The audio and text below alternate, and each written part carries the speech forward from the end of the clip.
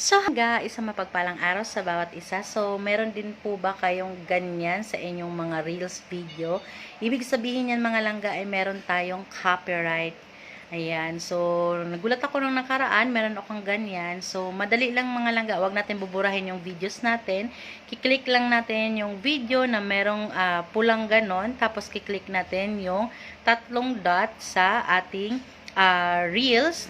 Tapos, i-click natin yung replace audio. So, mga langga, isang beses lang tayong pwedeng magpalit ng ating music background. Ayan. So, kapag na-copyright tayo, make sure mga langga, ang ginamit ko pala dito nung nagkaroon ako ng copyright ay naghanap ako ng kanta na naka-remix. So, as you can see mga langga, ayan.